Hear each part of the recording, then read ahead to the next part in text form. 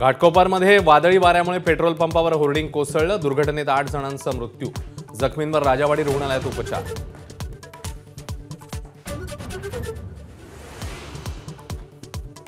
मुख्यमंत्री शिंदेंकडून घाटकोपरमधील दुर्घटनास्थळाची पाहणी।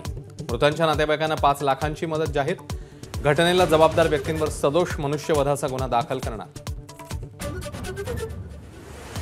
पावसामुळे मध्य आणि पश्चिम रेल्वे विस्कळीत। गाड्या अजूनही 20 ते 25 मिनिटे उशिरा। विविध स्थानकांवर तोबा गर्दी।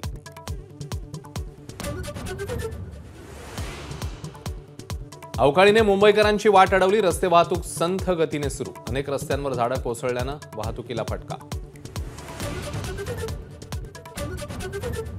मुंबईसह कल्याण, डोंबिवली, बदलापूरलाही पावसाने झोडपलं। मांगणी स्थानकाचे पत्रे उडून गेले। पालघरमध्ये काही भागात गारांचा पाऊस, तर रायगडमध्ये अवकाळीमुळे आंबा बागायतदार संकटात।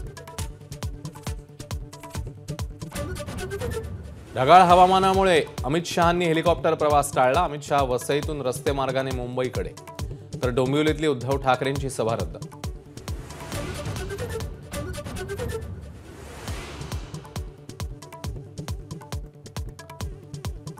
आतापर्यंत राज्यात 52.63% मतदान। नंदुरबारमध्ये सर्वाधिक 60%, तर शिरूर आणि पुण्यात सर्वात कमी 44% मतदानाची नोंद।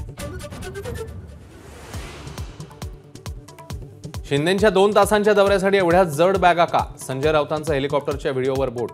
नाशिक आणि नगरमध्येही पैसे वाटल्याचा आरोप। महायुतीकडून आरोपांचं खंडन।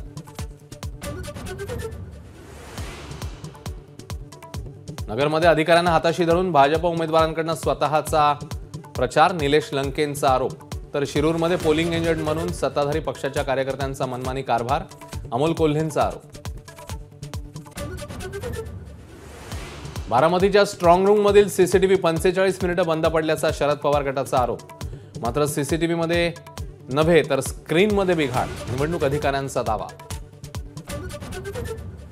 शिरूरमधील राजगुरुनगरमध्ये बोगस मतदान झाल्याचा आरोप। तर पुण्यात शहर काँग्रेस अध्यक्ष अरविंद शिंदेंच्या नावे दुसऱ्यानेच बोटाला शाई लावल्याचा दावा।